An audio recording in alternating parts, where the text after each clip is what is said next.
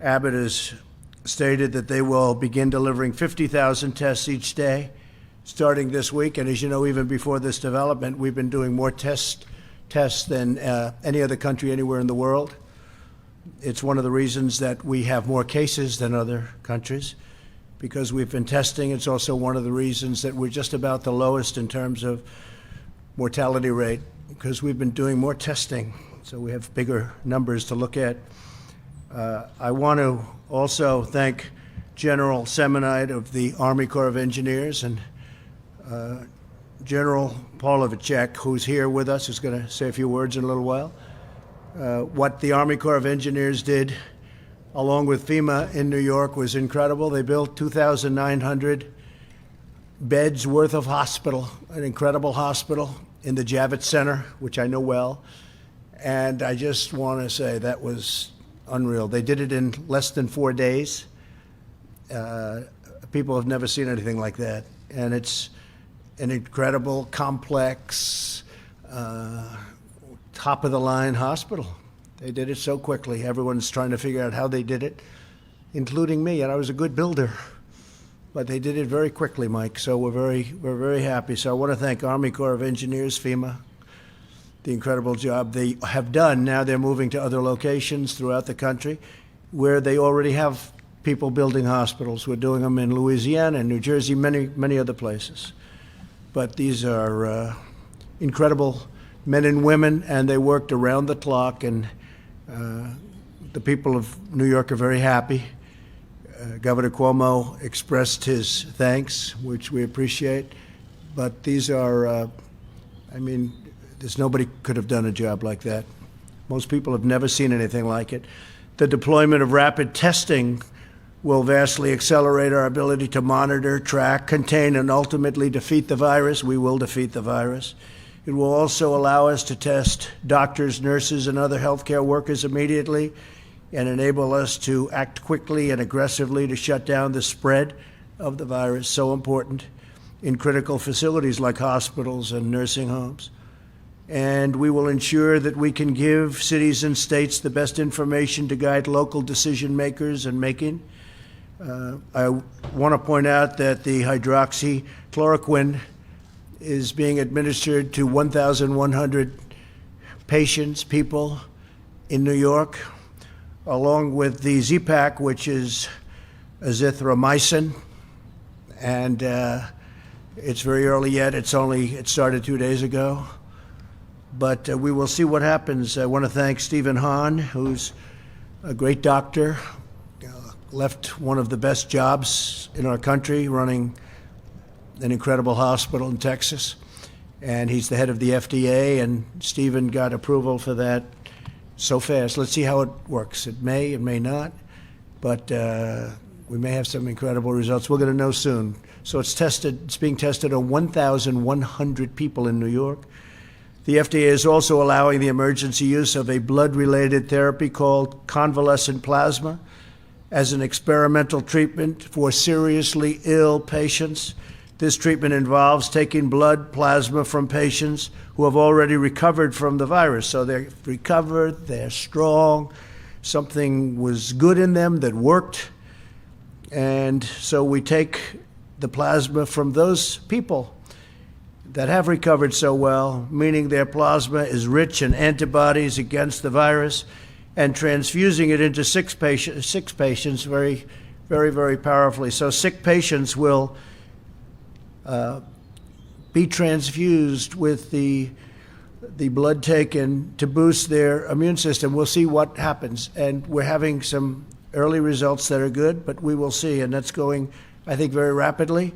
Again, we got approvals in really very quick time. We're also looking at an approval for the sterilization of masks. I kept saying to myself, I'd see some of the masks are very complex. We're delivering millions, by the way, millions.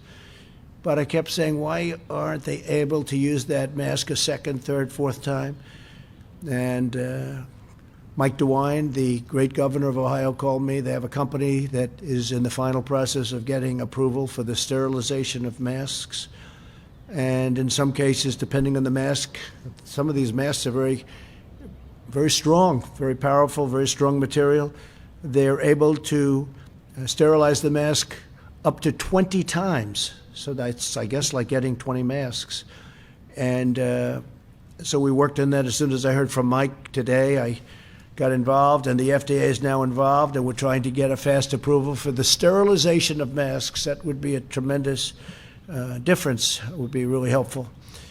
While much of the research has to be done, we have a lot of research left to do. Obviously, this treatment on plasma has shown promising results in other countries. We're in communication with other countries, and very strong communications, and they're very reliant on us in just about all cases. We have the greatest people in the world. They're very, very anxious to find out how we're doing on our different things, whether it's a cure or whether it's really anything having to do with getting people better. We have some interesting things will be announced, I think, over the next few weeks, but we'll see what happens. They're being tested right now. The vaccines are moving along very rapidly. The vaccines are an answer, but I'd like to see if we could do something therapeutically so that we could take care of the people that are already sick. And we're working on that at a level that people would be amazed. These are incredible people. They don't stop. This method also has been used for more than a century, and that's the blood-related therapy, more than a century to fight off infectious diseases. So it's not unusual. Our level of complexity has changed, but it's a concept that's been used for a long time, including during the Spanish flu epidemic. And that was really a pandemic of proportions like, frankly, nobody's seen until what we're facing now. That was in 1918. You know what the result of that was? Probably from 75 to 100 million people were killed. And also other viruses like the one in this outbreak. This is a very tough one. This is a tough one because it spread so quickly, like nothing we've seen. It spreads so easily, so quickly. We're unleashing every tool in our nation's vast arsenal, economic, medical, if you look, medical and scientific, military, homeland security is working very, very hard with all of them in order to vanquish the virus. As you know, every level of government, state, local, and federal, is working nonstop to obtain more personal protective equipment for frontline workers. We're delivering vast orders of this material. I'm going to ask a couple of the people here to join me that both make it and deliver it. Joining us today are the leaders of America's largest distributors of pharmaceuticals and medical equipment, including McKesson, Cardinal Health, Henry Schein, Owens & Minor, Medline, FedEx, and UPS. We just concluded a very productive meeting about ways to keep our supply chains and delivery systems moving at top speed. And maybe I'd like to just ask for a couple of minutes for Mike Kaufman to come up, and maybe Ed Paseka. Mike is with Cardinal, and Ed is Owen & Minor. But I appreciate, and if anybody else has anything, please come up. But if you could come up, Mike, for a second, and Ed for a second, just you could maybe say what you told me before when we had the meeting. Thank you. Thank you, Mr. President, and thanks for your leadership on this. Because of that leadership, we have really seen the government agencies working with industry like no time before. We've seen HHS, FEMA, the CDC work incredibly effectively with all of the distributors, and all of the distributors working together for the good of the people. And all of us have been so focused on making sure that we take care of our customers, because our customers are the ones that are taking care of the patients every day, and we need to do everything we can to make things good for them. And so it's been great to see how well all these government agencies have been coordinating together with us. Thank you. Thank you. Appreciate it. Thank you, Mr. President. Let me first start by thanking the administration for all the support you have provided to the industry. You know, one of the things we did hear the challenge, and starting in January, we've ramped up our production in the Americas, including our facility in North Carolina, where we are now manufacturing an additional 40 to 50 million masks per month to get into the U.S. healthcare system. And we talked a little bit about this in the pre-meeting. One of the issues we're struggling with is the demand increase. Used an anecdotal example of one hospital in New York that traditionally uses roughly 10 to 20,000 masks a week are now using 200,000 to 300,000 masks a week. So you multiply that times the entire U.S., let alone the same demand outside of the U.S. That's part of the issue we're running into, is even with a significant ramp up in supply, there's still that demand that is much greater than that supply. Thank you very much. And I bring that up because when we discussed back in a room, we were in a conference room, very nice one actually, it's called the Cabinet Room. That statement was made that they've been delivering for years 10 to 20,000 masks. Okay, it's a New York hospital, it's packed all the time. How do you go from 10 to 20 to 300,000? 10 to 20,000 masks to 300,000, even though this is different. Something's going on, and you ought to look into it as reporters. Where are the masks going? Are they going out the back door? How do you go from 10,000 to 300,000? And we have that in a lot of different places. So somebody should probably look into that, because I just don't see from a practical standpoint how that's possible to go from that to that. And we have that happening in numerous places. Not to that extent. That was the highest number I've heard. That's the highest number you've seen, I would imagine, right? But this man makes them and delivers them to a lot of hospitals. He knows the system better than anybody, and I think you were more surprised than I was when you saw that number, so thank you very much. I hope I didn't get any of your clients in trouble, but it could be that they are in trouble. So they have to look at that in New York. FEMA is working with these companies to launch Project Airbridge to expedite the movement of critical supplies from other countries to the United States. The first flight arrived at JFK Airport, New York, this morning, filled with 80 tons of personal protective equipment, including 130,000 N95 respirators. Those are the ones that we were talking about before. 1.8 million face masks and gowns, 10.3 million gloves, and many other things. Millions and millions of different items.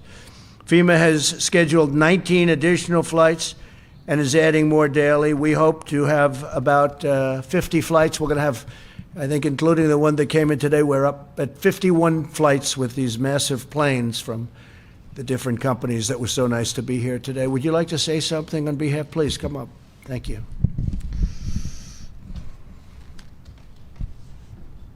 Thank you, Mr. President, for the incredible leadership. I will share with you that UPS is really proud to be part of this effort. Vice President Pence and I had the opportunity to speak before, and the way we're going to win this war is with great logistics, and UPS is going to be part of that effort. We have a big brown army, 495,000 UPSers across the country that are ready to deliver. We're bringing in the supplies from anywhere around the world as fast as we can so that they can serve the communities that need them most. We're proud to be partnering with the states as well, because we know that in partnership with those states, we can deliver what is needed everywhere. So thank you, Mr. President. Thank you very much. Great Thank job you. you're doing. Please. Thank you very much.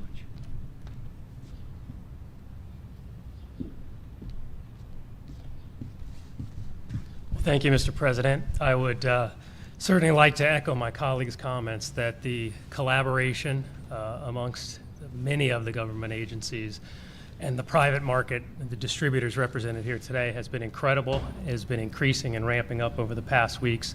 Today's first delivery of Operation Airbridge, I think, is the first evidence that it's working. The 51 flights you referenced, we're excited about. We look to build upon that.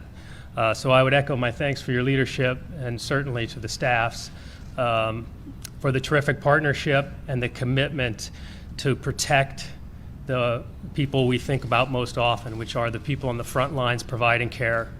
And maybe just a quick word of thanks on behalf of all the CEOs here to our teams that continue to show up in warehouses across the country, in pharmacies across the country, and do their jobs to keep the supply chain going. The supply chain is working, it's resilient, supply is a challenge, we're tackling that. Thank you very much. Great job.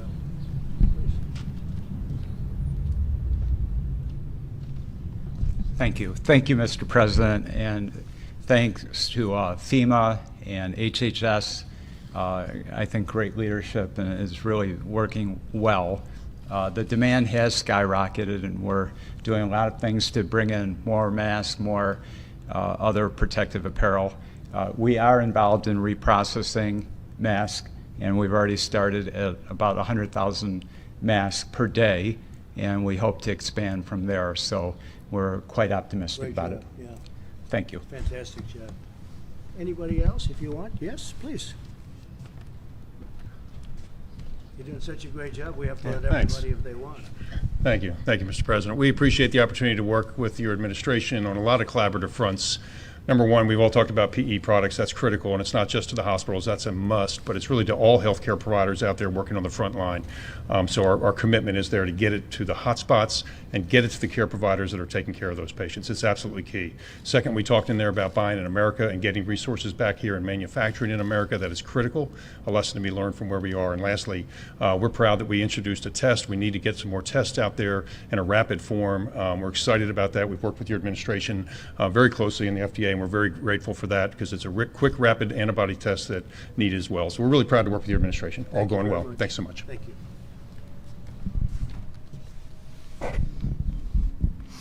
So thank you all very much and for the great job you're doing. It's really incredible, frankly. Many of the states are stocked up. Some of them don't admit it, but they have. We have sent just so many things to them, and including ventilators. You know, there's a question as to hoarding of ventilators. Some hospitals and independent hospitals and some hospital chains, as we call them, they are holding ventilators. They don't want to let them up. We need them for certain areas where there's big problems. Can't hold them if they think there might be a problem weeks down the road.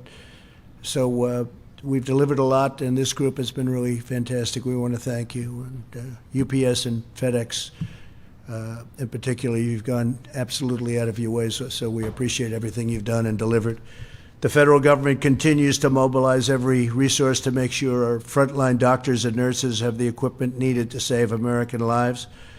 Yesterday, I visited Naval Station Norfolk as the USNS Comfort departed for New York 3 weeks ahead of schedule, fully loaded with 12 operating rooms, 1,000 hospital beds, and hundreds of the best doctors, nurses, and medical professionals anywhere in the United States Navy, anywhere, frankly, in the United States. It was an incredible thing to see. Most of you saw that on television as it was leaving. It left literally 3 weeks early. It was under maintenance, and they got the maintenance done very quickly. They worked round the clock, as many of the people have, and it was a great sight. Additionally, two of the country's largest health insurers, Humana and Cigna, are announcing that they will waive copays, which is a big deal for anybody that understands insurance. They don't waive copays too easily, but we've asked them to do it, and they've done it. Coinsurance and deductibles for the coronavirus treatments to help ease the financial burden on American families during this pandemic. So they're waiving copays, coinsurance, and deductibles. I don't think anyone's heard of that one. Have you heard of that one before? I haven't heard. I want to thank them. Great companies. Today I spoke with Wolfgang Puck. Wolfgang Puck is a great restaurateur, as you know, as is Jean-Georges and Thomas Keller and Daniel Ballou and other leaders in the restaurant business, which has been probably one of the hardest hit industries. I've directed my staff to use any and all authority available to give restaurants, bars, clubs incentives to stay open. You're going to lose all these restaurants, and they're not going to make it back. They have to get going. So what I'm doing is I'm going to tell Secretary Mnuchin and also our great Secretary of Labor, who you know very well, to immediately start looking into the restoring of the deductibility of meals and entertainment costs for corporations. That set the restaurant business back a lot when it was done originally and then done not so long ago. And we're going to go to deductibility so that companies can send people to restaurants. I think it'll have a tremendous impact and maybe keep them open. I mean, don't forget, some are closing right now, despite the fact that they could be open in the not too distant future. We expect that. But there are some that aren't going to be able to get open, and we want to make sure they do. So we're going to look at the restoration, restoring the deductibility of meals and entertainment costs for corporations so that corporations can send people to restaurants and take a deduction on it like they did in the old days. That was when restaurants were doing really well. The financial relief bill I signed on Friday provided historic relief for American workers and small businesses. It includes $350 billion in job restoration and retention. So if you look at job retention loans for small businesses, that's a big deal, with loan forgiveness available for businesses that continue paying the workers. So it's $350 billion. Job retention loans for small businesses with loan forgiveness available for businesses that continue paying workers. I mean, how about that? $300 billion in direct cash payments are being sent to every American citizen earning less than $99,000 per year, $3,400 for the typical family of four. So they'll be getting a check for $3,400 for the typical family of four. Approximately $250 billion in expanded unemployment benefits. Under this plan, the average worker who has lost his or her job will receive 100% of their salary for up to 4 full months. The bill provides for these unemployment checks to be delivered through the existing state unemployment systems, not us, state.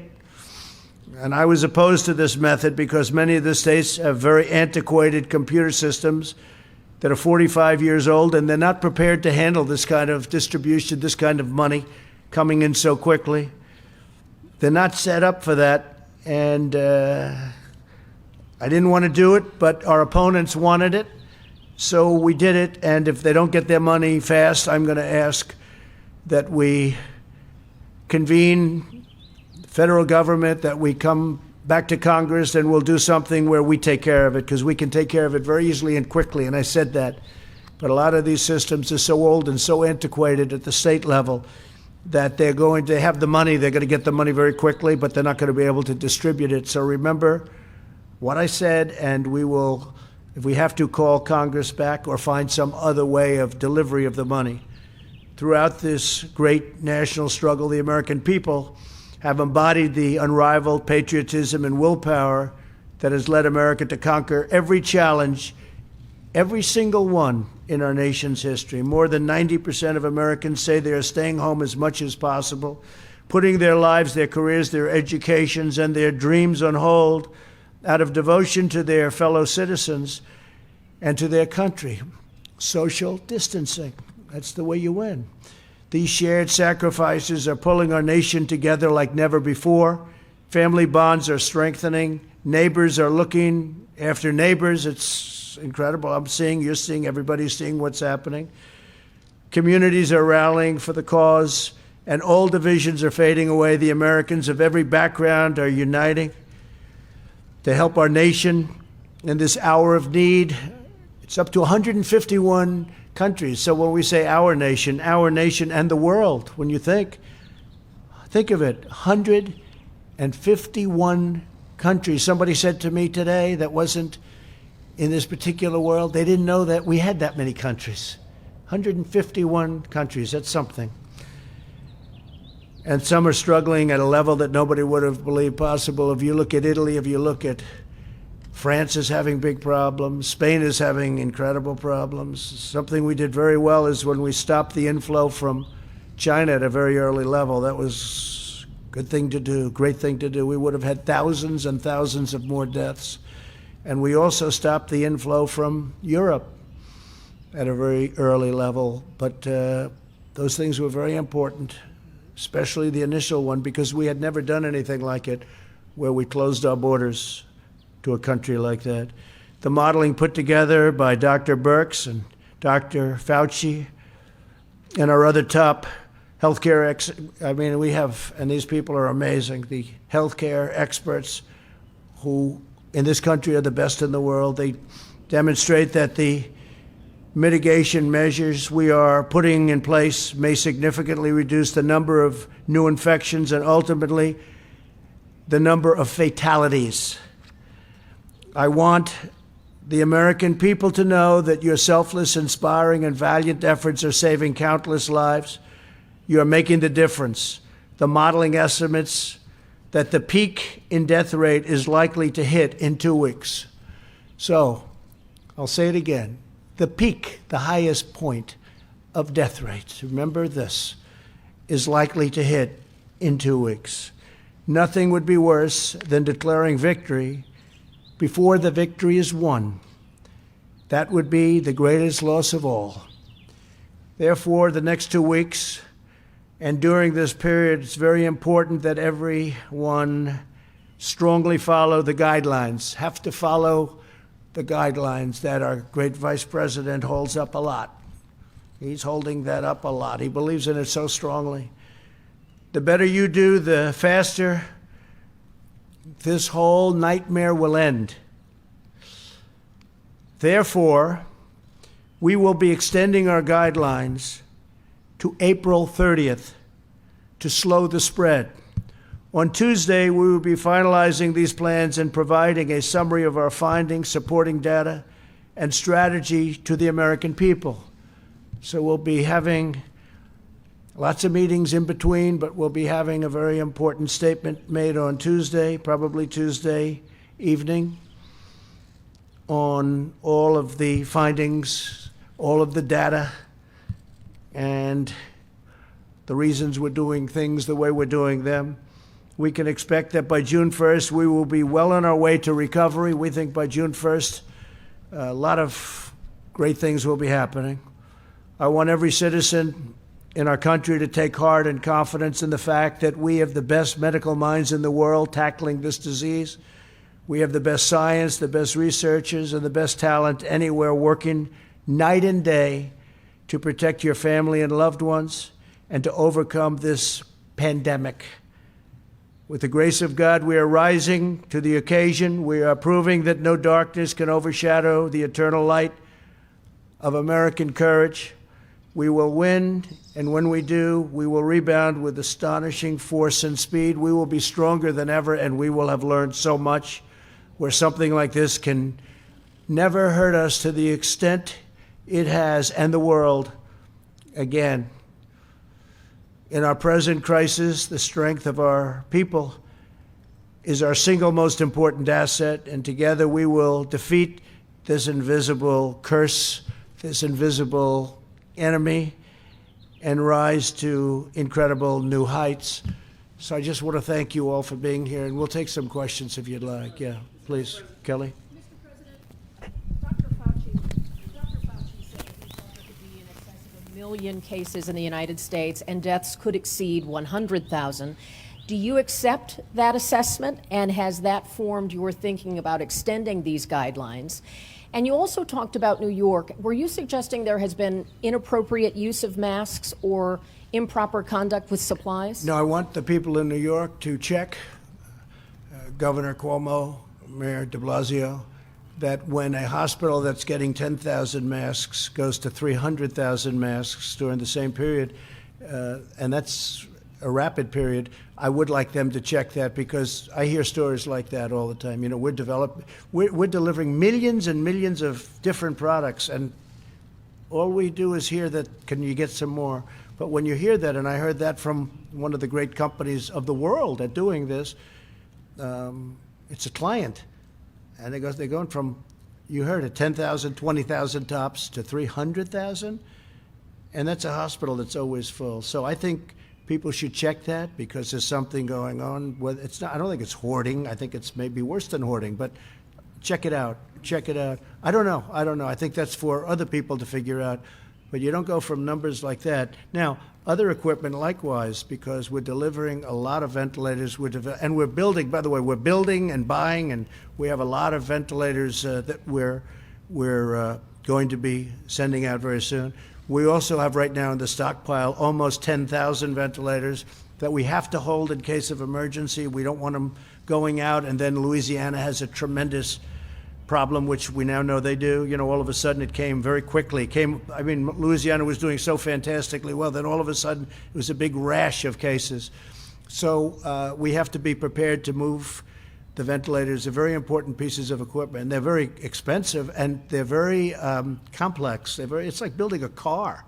You know, these are expensive, complicated, very complicated pieces of equipment.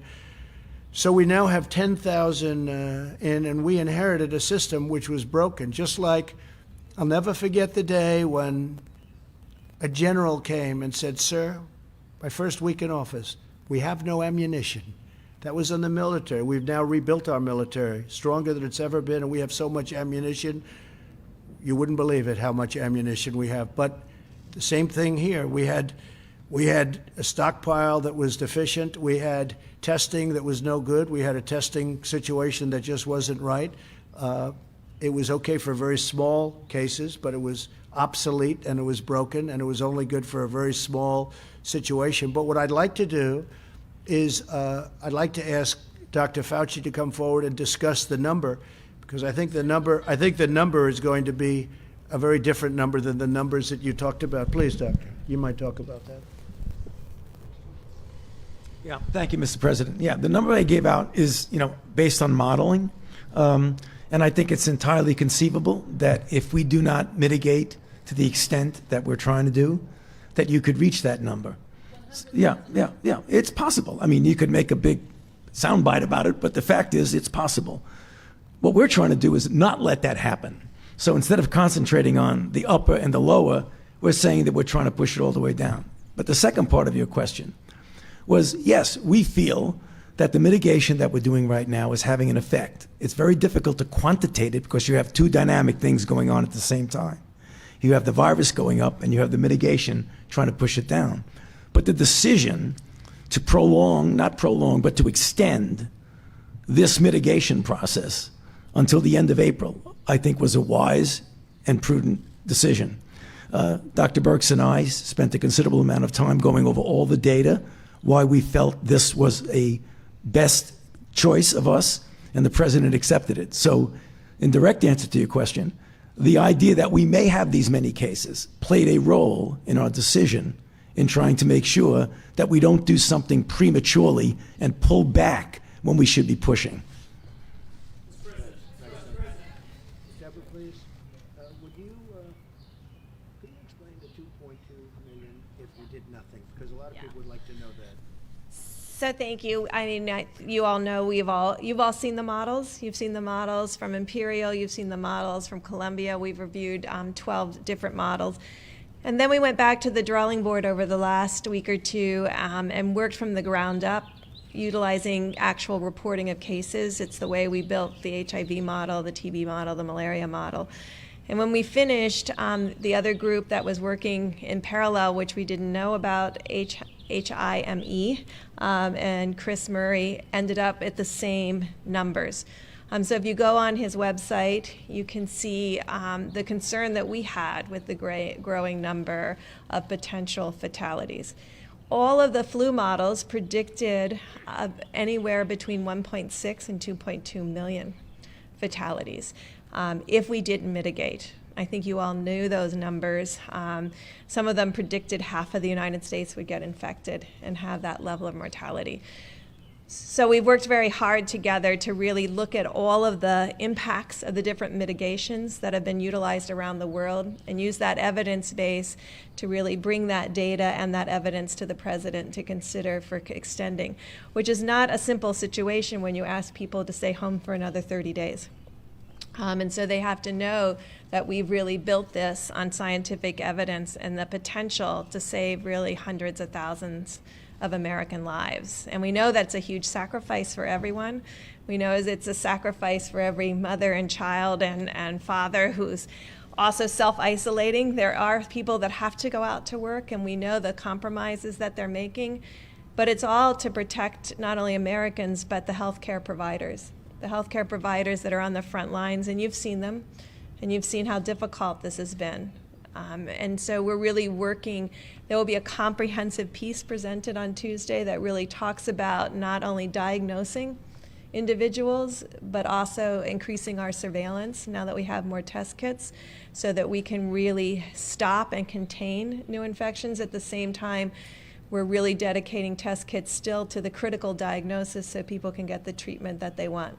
And so that we can ensure as when people come to the hospital that they know that the nurses and the doctors and the equipment that they need will be there to serve them because together as Americans, we're going to bring down the number of infections so we don't have 2.2 million deaths or 1.6 million deaths, but really work very hard to keep this in the lowest numbers we possibly can.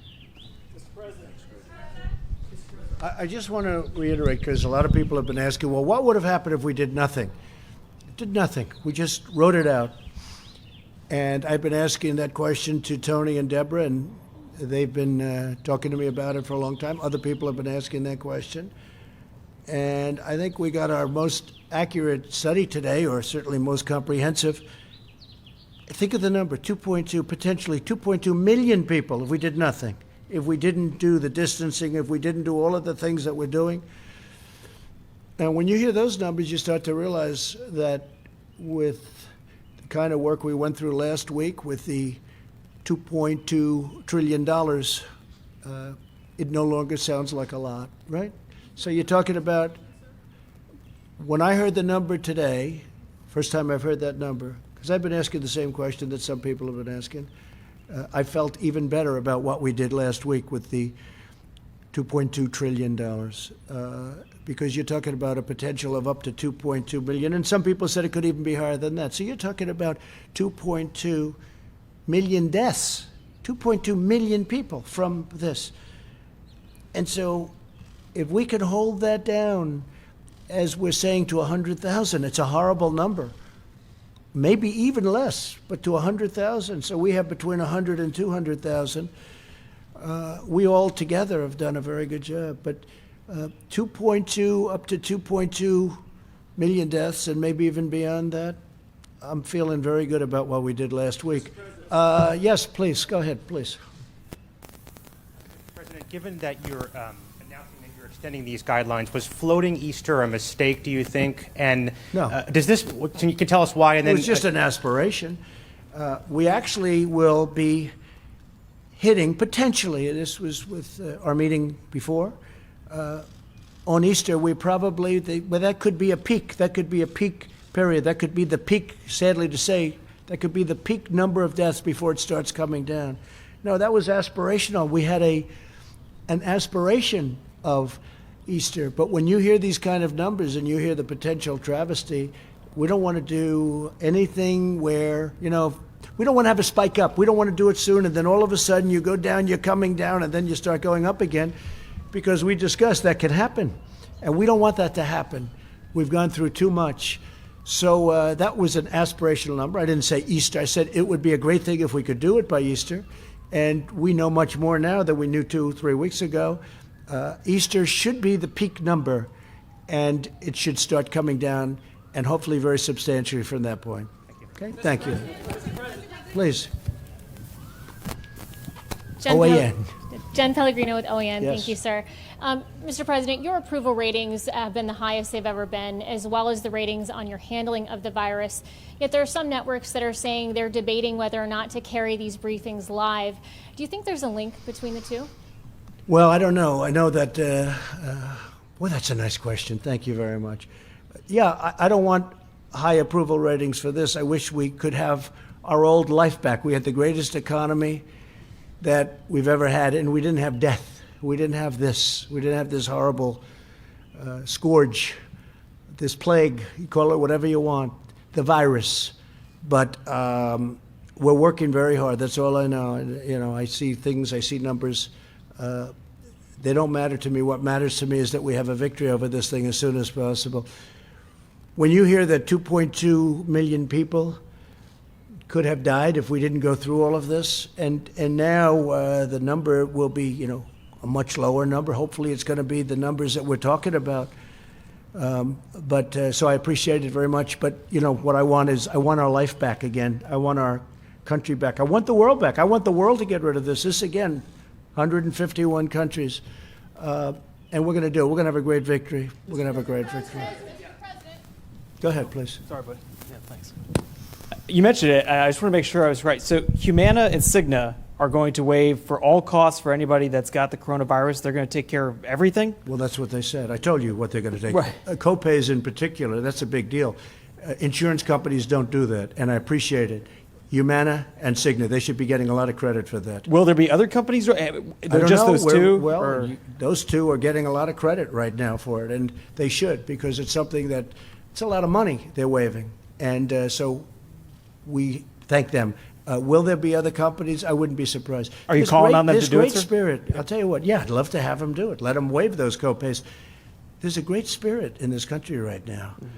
I mean, I know insurance companies better than anybody. They just don't do that. But now there's a spirit like I have not seen. I have never seen anything like it. I mean, even the media is much more fair. I wouldn't say all of it, but that's okay. They should be fair because they should want this to end. This is about death.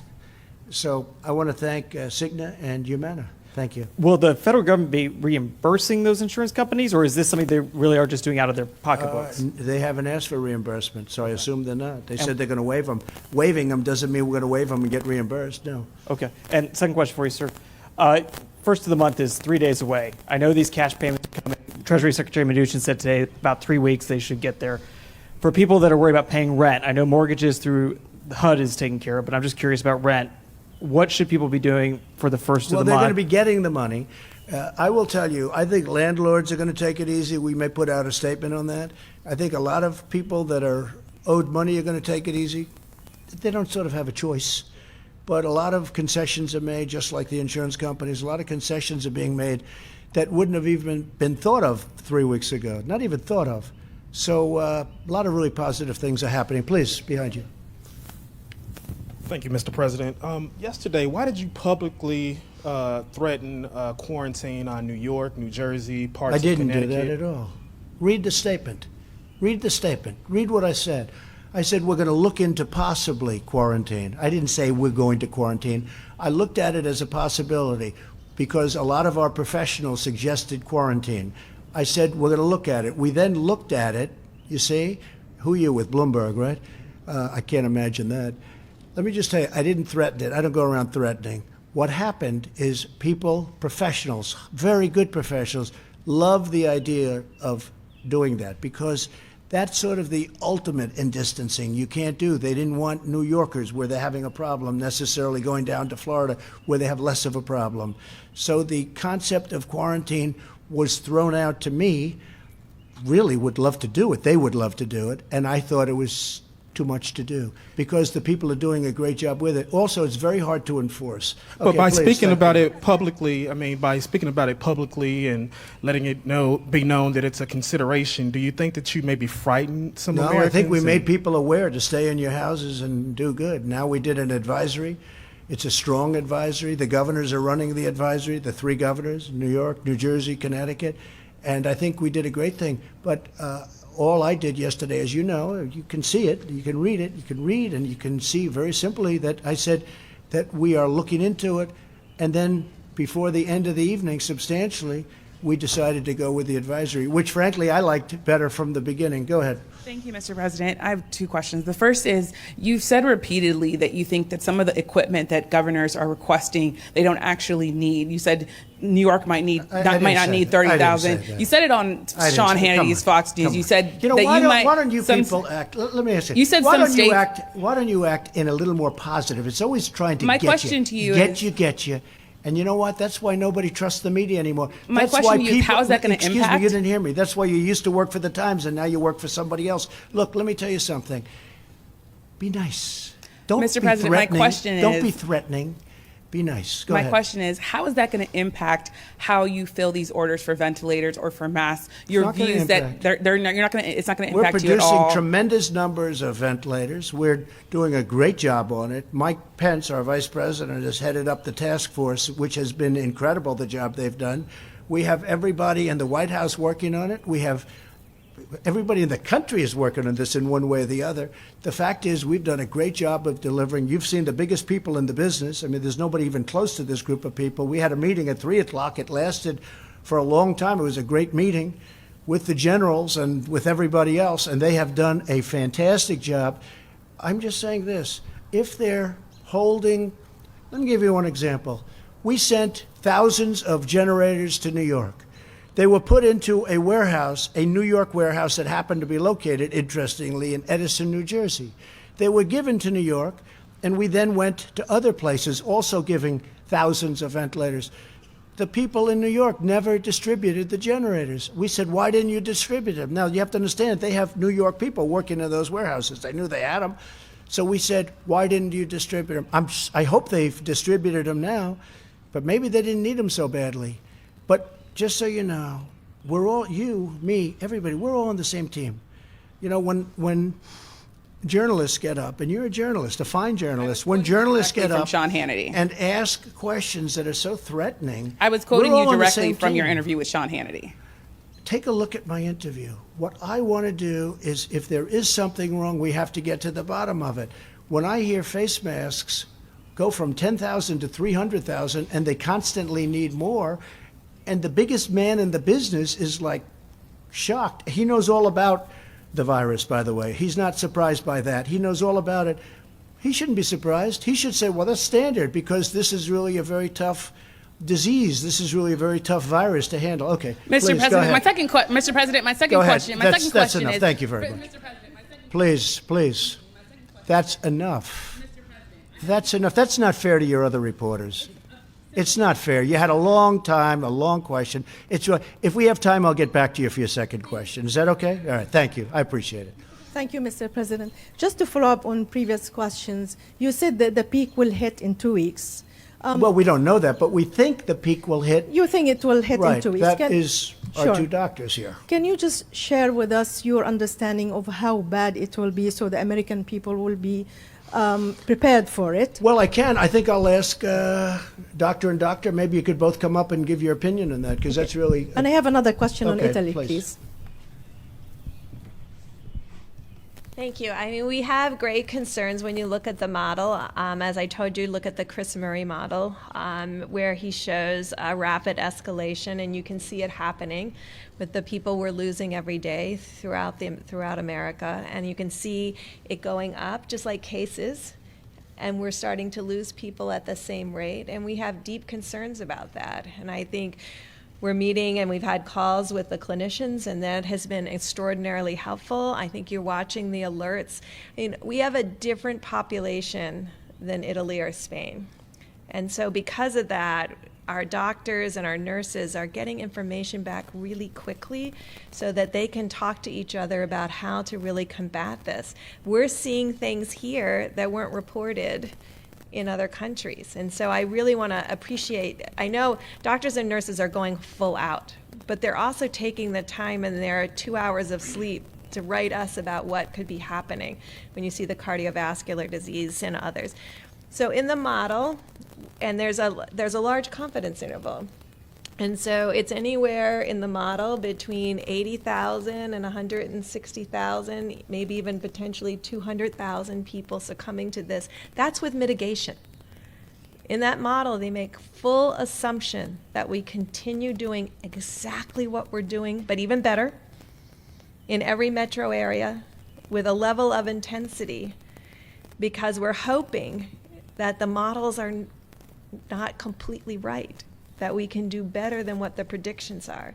But we're tracking it very closely, and I think there's people around the United States really helping us. Scientists across the country have really given freely of their time to really help us not only model this, but really assure that the American public knows how important it is that they stay doing this. You know, you could see from the recent data, and I'll have Dr. Fauci talk about young people that are being impacted here. We didn't see that the same way in Europe, but our population is about 8 or 9 years younger.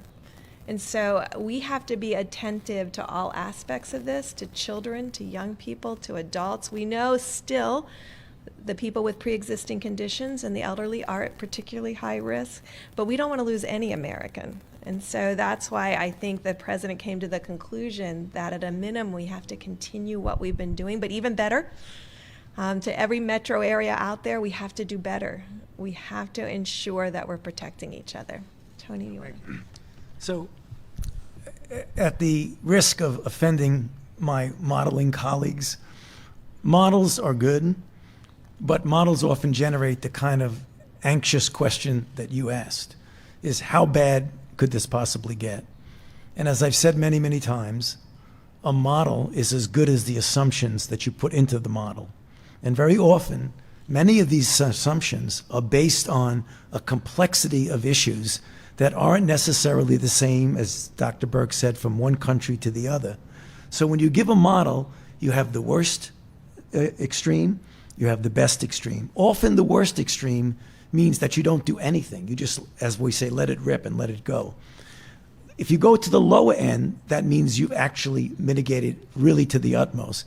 So what I like to do as a scientist, a physician, a public health official, is to not ignore models, but say, look at the data as it's evolving and do everything you possibly can to mitigate that instead of getting overly anxious about the extremes of the model. Again, not to push them aside completely, but the reason the president made the announcement today about going to the end of April is because we want to make sure that we don't prematurely think we're doing so great. We may be, but we want to push it to the extreme. So take that with you, and maybe you'll be less anxious. Okay. President, on behalf of the foreign pool, sir, you mentioned Italy. Just to finish with, Sure. So what both were saying and what Dr. Fauci just brought up, we don't want to do well and then end a little bit early and have it start going up again, because that would be a disaster. Go ahead, please. You mentioned Italy. Italy is a close ally of the United Yes. States. They are facing catastrophic time. Yes. They have been receiving help from countries like Russia, China, even Cuba. Cuban doctors have been sent to Italy. Is the United States stepping in to Yes, help we a are. close In fact, ally like I Italy? met last night with our people. We're sending them a lot of different things that we're not needing because we're obviously in need of a lot also. And we're also helping them monetarily. We are helping Italy a lot. We're working very closely with Italy, and we're working closely with Spain too, which is really hit hard. And we're working with everybody. I spoke with Angela Merkel the other day. Germany's hit hard. Their mortality rate is different, I think, because they do more testing. But their mortality rate is much different. Italy's mortality rate is very high. So is Spain. But we're working very closely with them. Yes, we had a big meeting on it last night. Admiral Giroux, would you please come up and just talk a little bit about the tremendous success that's been made on testing from where we started? Thank you. Thank you, Mr. President. So as of close of business yesterday, we have been able to perform in the United States over 894,000 tests, so highly significantly increased every single day. Those tests are performed at a number of places, in hospitals, in your neighborhood, in the public health laboratories, the state public health laboratories and in our territories, as well as the large reference laboratories that are members of the American Clinical Laboratory Association. They have done over 650,000 tests, including over 840,000 just yesterday. I met with all their CEOs yesterday. They're fully committed to increasing testing to meet the requests and the demands of the President and Vice President.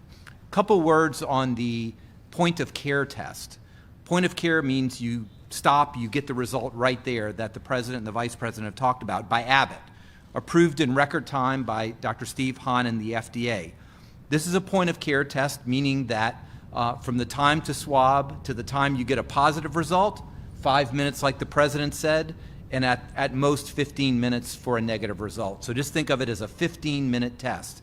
This is not an esoteric test. There are 18,000 of these little toaster-sized machines all over the country in doctors' offices and hospitals right now, and Abbott will be providing 50,000 or more tests per day starting on April 2nd, with the first shipments out already. This complements other point-of-care testing like the Cepheid test that we announced about a week ago. We also have moderate platforms, so it's not just about the number, it's the type. We have point-of-care. We have moderate platforms that are in hospitals and in larger clinics and academic medical centers. And then we have the very large test. You've heard Ambassador Birx talk about the Roche tests and the Roche platforms that are in some of these big reference laboratories. So it's not just about the number, but it's about painting this very complex ecosystem so that everybody who needs a test can get a test. On priorities, remember, we are still prioritizing those in most need, those who are in hospitals or in ICUs, because that test makes a difference to how they're being treated. Symptomatic first responders, healthcare workers, and as Administrator Verma will always say, those in long-term care facilities who are at high risk. One last point. I've learned more about nasal swabs than I ever thought I would want to learn in my entire life. But it was a very big thing that the FDA approved last week, and it will now be implemented this week. Instead of having a provider stick this all the way in the back of your nose, that's uncomfortable, but it also requires PPE changes every time it's done. The FDA approved, with lots of data supporting it, self-swab of your nose. So literally put a swab, certain kind of swab, foam swab in your nose, put it in a plastic bag, give it in and drop it. This not only increases the speed, but it eliminates all those changes of PPE. So we will be implementing that this week, which will increase speed, but also save our precious resources as we build them up in the stockpile and out to hospitals. Thank you, sir. Thank you, Admiral, very much. Yeah, please, go ahead. Mr. President, you mentioned that the peak could come in 2 weeks. Can you ensure that everyone that needs a ventilator, every single patient that needs one, will get one? Will it get there in time? And my second question is, after invoking the Defense Production Act yesterday with GM, you said that there were a couple of problem children that may require using your authority again. What are those companies, and what aren't they meeting? Well, I don't have to tell you, because those companies have come into line. They're doing a great job. They're working very hard, 24 hours round the clock. So I don't want to give their names now, because they've been great. They've come into line. And by the way, General Motors is doing a fantastic job. I don't think we have to worry about General Motors now. They've really done a job. And what the Admiral said also, I think we can add this, Admiral, the reason we show more cases than anybody else in the world is we're doing more testing than anybody else in the world. So we have more cases because we're doing far more testing than anybody in the world. And remember, we started with a system that was broken. For many years it was broken. And I'm not blaming the last administration. I'm saying other administrations. And our pipeline had very little in it. Just like we had no ammunition, we had very little medical. We had very little in our pipeline. Now we have ammunition, more than hopefully we'll ever need. And we also have a pipeline that's packed. And now we have those 10,000 ventilators that we can use, because you need some quickly. I mean, this goes quickly from place to place. I'd love to give them all out right now, but we need them quickly. I don't want to give them out and then we have to take them back and move them someplace else. So we're very much prepared. Please. Mr. President, states like Florida have reportedly had 100% of their requests for supplies from the National Strategic Stockpile filled, but other states like Massachusetts have not. So how is that assessment being made, and why has Florida gotten its request Well, fulfilled? I think you're going to find that almost all states, look, I was on the call yesterday with the governors, and they were happy with the job we're doing. And I'll tell you what, if you had a different administration, they would not have been happy. These are people that speak their mind. They were happy. It was falsely reported by a couple of people that, oh, gee, they weren't. They were happy. They were thrilled. Florida has been taken care of, and Michigan has been taken care of. Very important state. To me, it's very important because I'm so proud of what we've done bringing car companies back into Michigan. And we're now dealing with the governor, and I think, Mike, I can say that a lot of good things are happening in Michigan.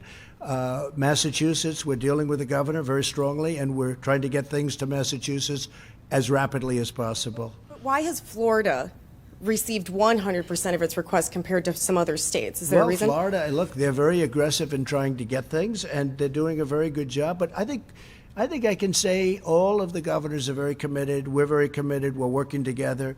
And we're getting things out at a level that nobody's ever seen before. You can speak to FedEx, you can speak to UPS, they've never done anything like this, that what they're doing right now. And nobody in the world has been able to match what these great companies have been able to do. If we left that to government, it would have been a tough thing. We have mobilized private enterprise. We have mobilized the greatest companies in the world. And what's happening is incredible. And that includes Abbott, where Abbott comes out and all of a sudden, out of nowhere, comes up with this incredible test that simplifies everything and makes it so easy. So I think you're going to find most states are very happy. I'm dealing with the governor of Louisiana, John Bel Edwards. He's a Democrat, if that's what you're getting at. But I'm dealing with him very successfully. I think he's very happy. I think he's actually amazed at what he's been able to get. In fact, we were even forward thinking. I suggested we send additional ventilators and other things. We're building a hospital in Louisiana, very importantly. We're building hospitals in New Jersey. Governor Murphy of New Jersey is a terrific guy, and frankly, he wants, he's got a pretty hot spot right there, right next to New York. And we're doing hospitals, we're doing ventilators, we're getting a lot to Governor Murphy. That's New Jersey. May I ask- Last night I Okay. spoke to the governor of Connecticut. We had a great talk with him. We are really doing a job. Look, Gavin Newsom, the governor of California, he's been terrific. We sent him a boat way ahead of schedule, the ship way ahead of schedule, hospital ship, the Mercy, with 1,000 beds, operating rooms, and it's been in L.A. for 3 days already. So I think they're really happy. And when you think about it, in New York, we built 2,900 hospital rooms, beds. Nobody's ever seen it before. The governor's never seen anything like that before. This was done by federal government, not by state government. This was done by the federal government. They're opening it tomorrow. I wanted to be there so badly, but Secret Service and all of the people involved won't let me. They won't let me. I would love to be there, but they won't let me for obvious reasons. But I would have loved to have been at the opening tomorrow of the hospital in New York, Javits Center. But we're very proud of the job we've done. We've mobilized and getting better and better every day. And the task force headed by your vice president, the job they've done, and they don't even sleep.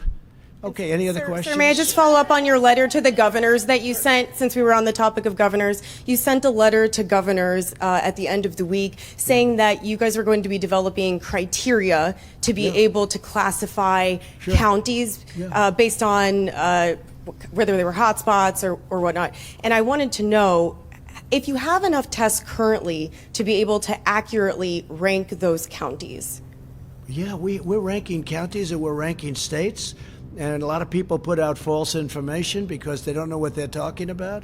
And we took over a dead, barren system. We took over a system that was obsolete. It was good for a tiny little sample of people. And even that didn't work because when CDC first looked at their test, the biggest problem they had is the test didn't work. That wasn't from us. That's been there a long time. Now we have the best tests in the world, and nobody has. Now they're all calling, can we get the quick test? We call it the quick test, where, by the way, probably more accurate, and it takes a few minutes. I mean, it's pretty amazing what we've done. No, we're getting along great with the governors. Yeah, go ahead, please. No, go ahead, please. Okay. Thank you so much, Mr. President. I wanted to ask you more specifically about the strategy that you plan to unveil on Tuesday. What factors are you taking into consideration? What can the American people expect? And is it possible that these April 30th guidelines could be extended? Well, we hope not, but we think it's going to, we have aspirational thoughts. We would have loved to have been a little bit sooner, but we have to do it right.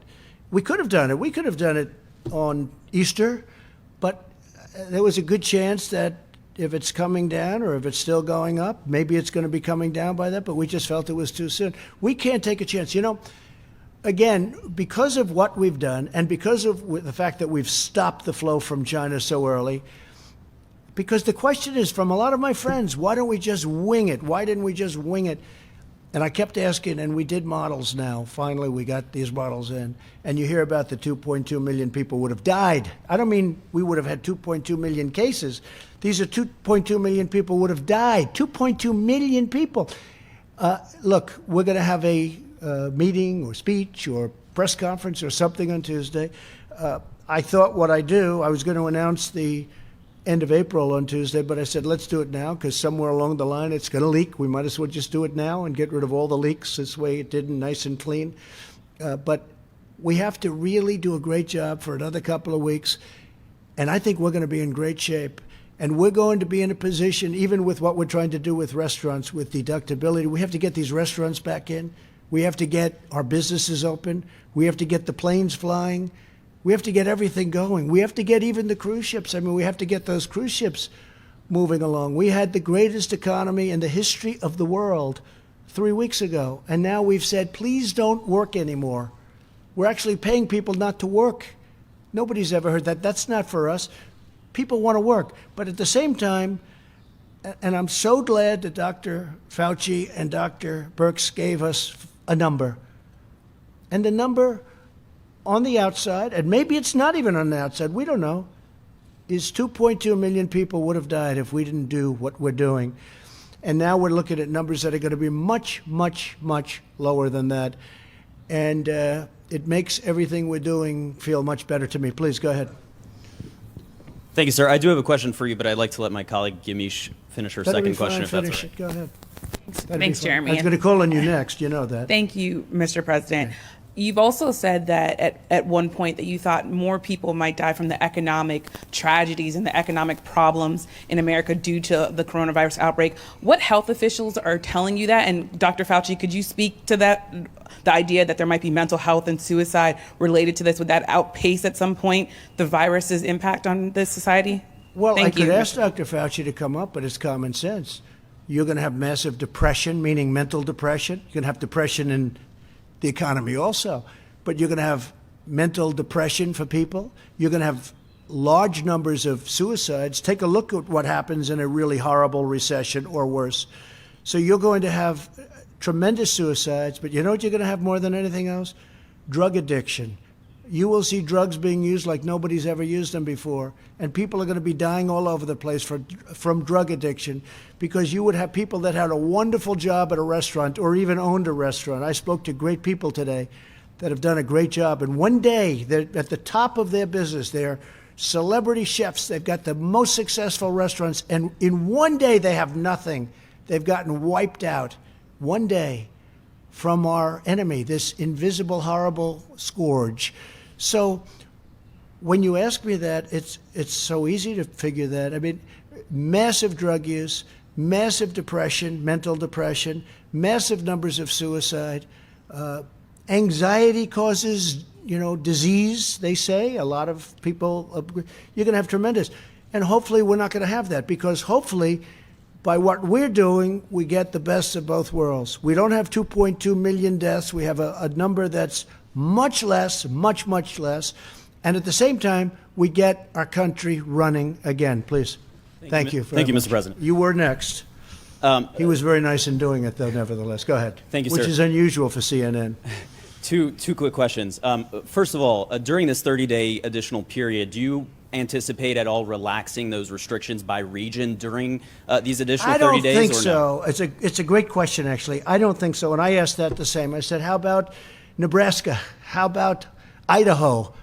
How about Iowa? And you know what? Those people are so great, the whole Midwest. I don't think they want to be in that position, actually. And probably, I was given a pretty strong look by these two people. They said, we don't like that idea. So, we're relying on them.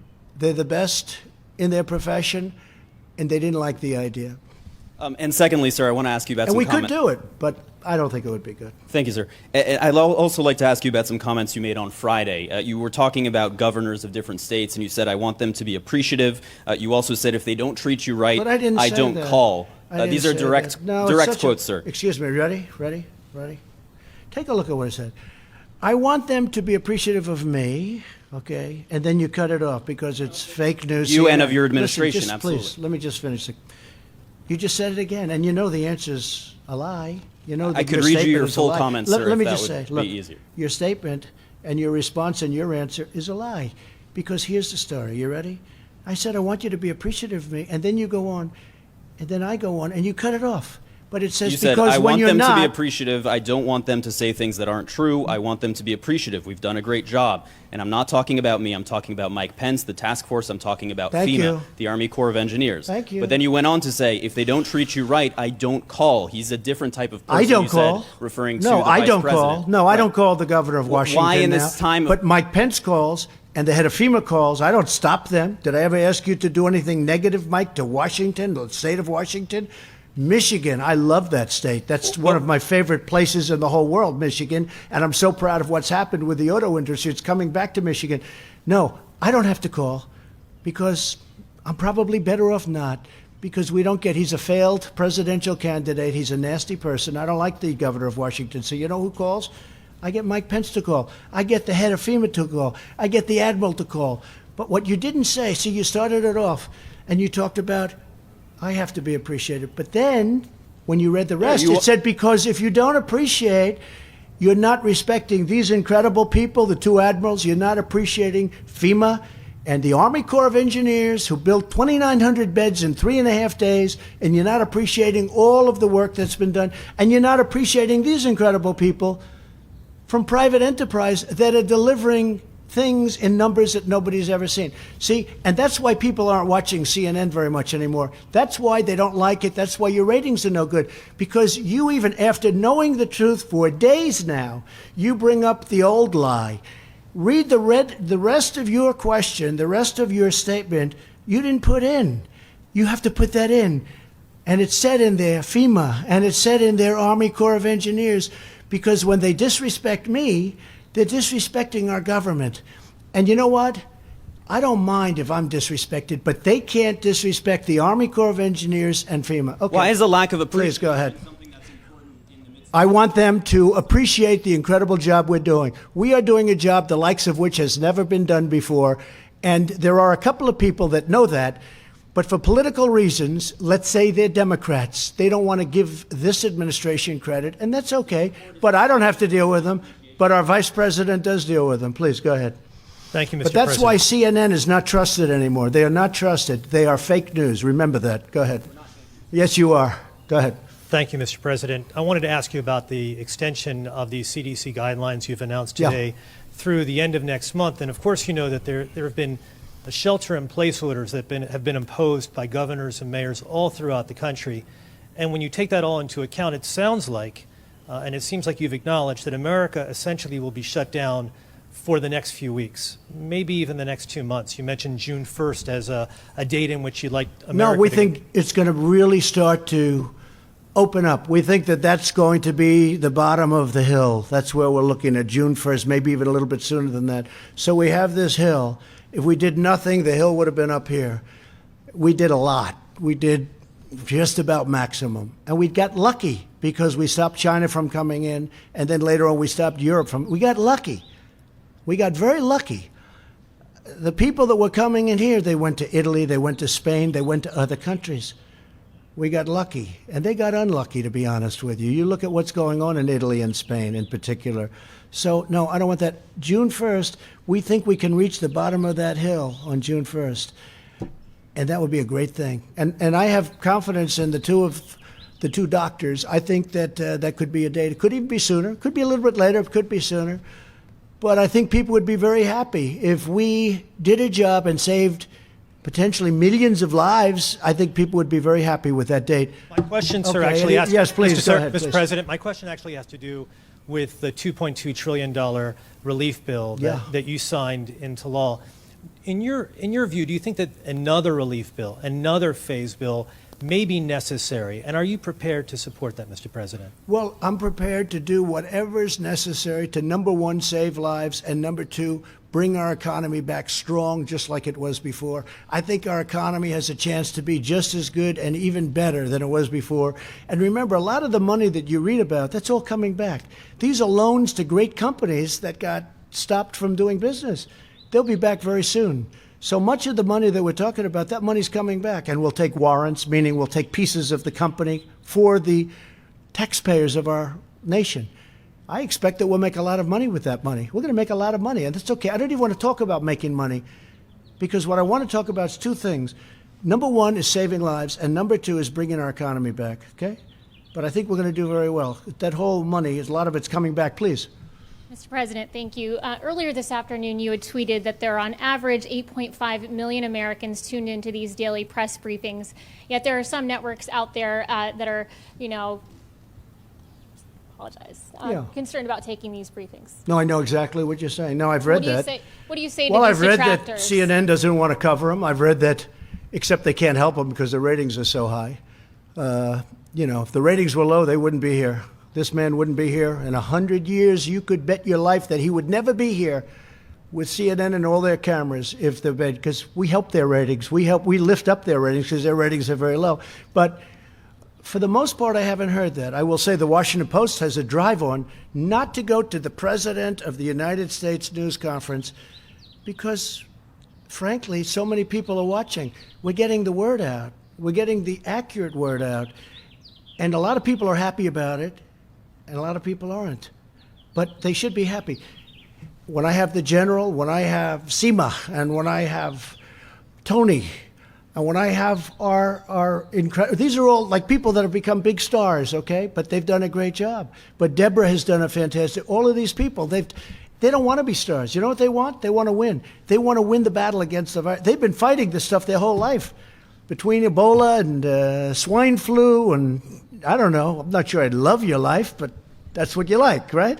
That's what they do. They fight disease. And you know what? There's nobody that does it better. But I think the American public, ultimately, they should be the decider. It's like, if they don't want to watch, they shouldn't watch. And we shouldn't have bigger ratings than The Bachelor, or, as the New York Times said, we have Monday night football type ratings. Now, I didn't say that. I have no idea what they are, in a sense, but I know that the Times, they say it's all the news that's fit to print. I say it's all the news that's not fit to print, because I think they are not honest people. But that's okay. But they can't help it. But even they said that the ratings are like Monday night football ratings, and that these are like Bachelor finale. That's their end. When the big deal happened, I have no idea what happened because I'm too busy working on this. Somebody will tell me what happened. So, no, I think it's terrible. When they don't want the President of the United States to have a voice, you're not talking about democracy any longer. Please. Thank you very much.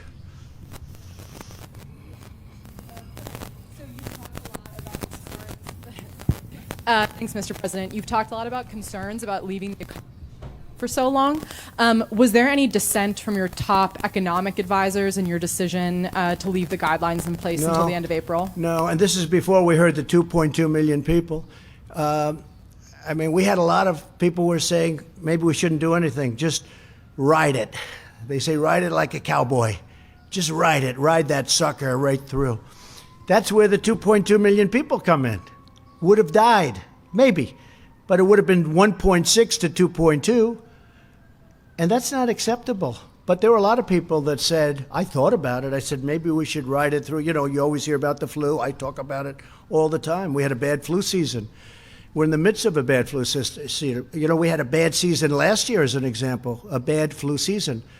And you'll have 35, 36, 37,000 people die, sometimes more, sometimes less. But this is different, and part of this is the unknown. And part of it also is the viciousness of it. I had a friend who went to a hospital the other day. He's a little older, and he's heavy. But he's a tough person. And he went to the hospital, and a day later, he's in a coma. I go, how's he doing? Sir, he's in a coma. He's unconscious. He's not doing well.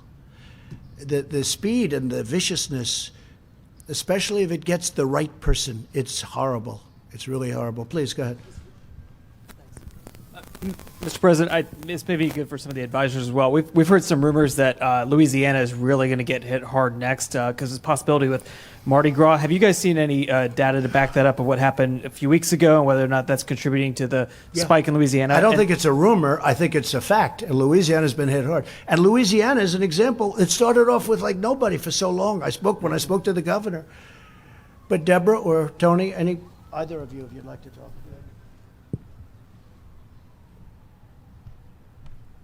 You know, I think you heard us talk about a week ago that we were very worried about the numbers and how they were increasing in Louisiana, how they were increasing in Cook County, how they were increasing in Dearborn and Detroit. And I think those are areas that we're still watching very carefully. And like the President said, when people get this virus, some people do very poorly.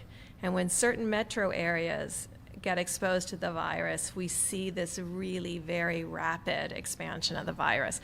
We think it may have been circulating there for a couple of weeks. I don't like to look backwards. I only like to look forwards, and really we are putting all of our effort into ensuring that the people of New Orleans, the people of the Detroit region, frankly the people of New York, I mean some of the fastest growing counties are not New York itself, New York City. When you look at it per 100,000, it's Rockland, it's Bergen. So I mean, all of these places are people that have transited through cities, and that's why we really did want the travel advisory, just to really warn people. to watch out for their own health, to really take their temperatures. And so it can go from 50, 100, 500 cases, and the next thing you know, it's 2,000, it's 4,000, it's 10,000. And because it then gets across all communities, people get very sick. You know, you made the comment about New Orleans. This can happen anywhere, and that's really one of the issues that we're concerned about and why we were so reluctant to pull back at a time when we need to put our foot on the gas as opposed to on the brake.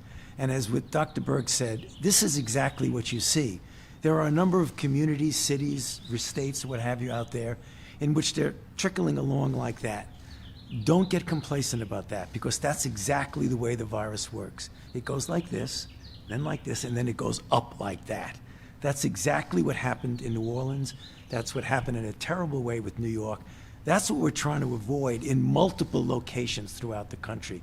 So we shouldn't take any solace when we see low levels in different states, different cities, different areas, because they're very vulnerable to an explosion.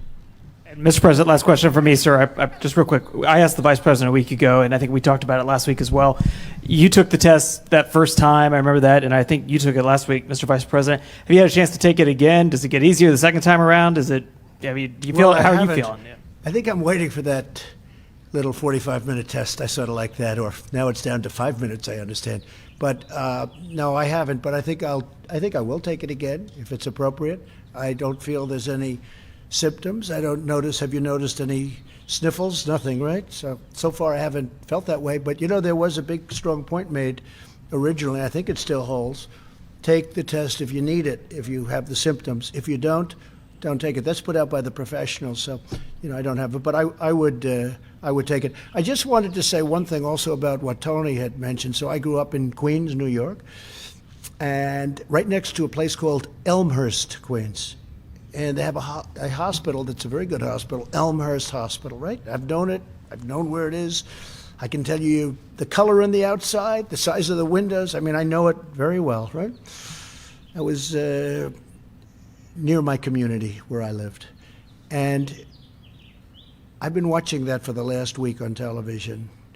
Body bags all over in hallways.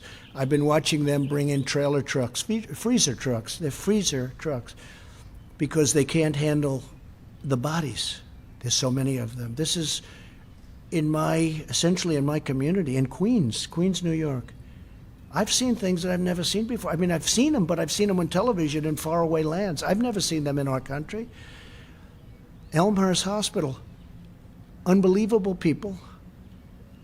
I mean, when I see the trucks pull up to take out bodies, and these are trucks that are as long as the Rose Garden, and they're pulling up to take out bodies, and you look inside and you see the black body bags. You say, what's in there? It's Elmhurst Hospital. Must be supplies. It's not supplies, it's people. I've never seen anything like it. So these people are doing a fantastic job, and somebody else who's doing a fantastic job is sitting here, who is the head of the task force. And I just maybe want to finish off because I'd like to ask Mike, what do you think about what we've done, and where do you think we're going, and how do you feel also, and you've studied this so closely, how do you feel about the curve and the June 1st date? And that's aspirational, but I think that's really modified aspirational, because I think we're going to hit it, and maybe we'll even beat it. Okay, Mike, please. Thank you, Mr. President, and let me just join you in thanking the American people for the efforts that the people of this nation have made over the past 15 days, and that we know they will continue to make over the next 30. You heard the President speak today about the modeling, and on Tuesday he will share with the nation the full range of counsel of the team that he assembled now months ago at the White House Coronavirus Task Force. We'll lay out to the country what could have been, but what we're continuing to work to make a reality. But in the meantime, I think every American should have a grateful heart. First and foremost, all the incredible healthcare workers that are on the front lines at places like Elmhurst and elsewhere every single day. as Dr. Burke said, getting just a few hours of sleep and going right back into work. I mean, they are the hands and feet of American compassion, and I want to say on behalf of your president and on behalf of a grateful nation that we're with you. We're going to continue to work tirelessly with these outstanding leaders at FEMA to make sure that you have the protective equipment to be able to do your job safely and go home to your family. We're going to continue to work with these incredible distributors. Literally, the aircraft that landed at JFK this morning is the first of 51 aircraft that are going to be coming in from around the world, and it's all headed to support our healthcare workers and people that are on the front lines.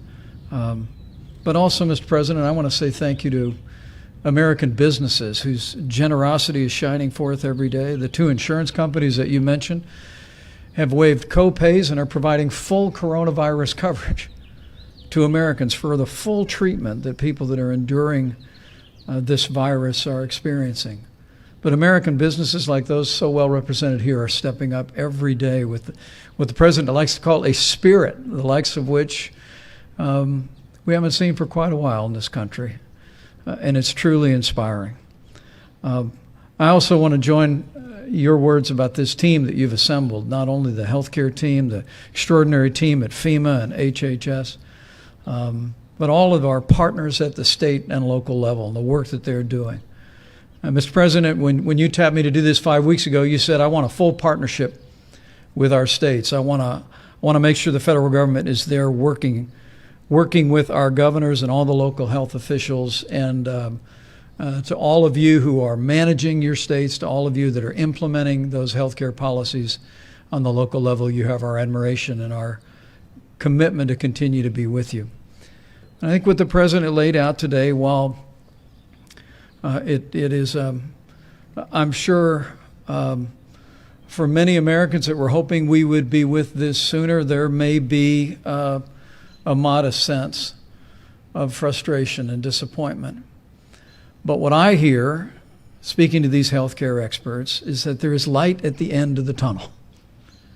And that as the American people continue to put into practice the president's coronavirus guidelines for America, as each one of us continues to do our part, social distancing, avoiding groups of more than 10, using a drive-through at local restaurants, avoiding unnecessary travel, as every American continues to listen to your state and local leaders, to heed that domestic travel advisory that the CDC issued on Saturday night.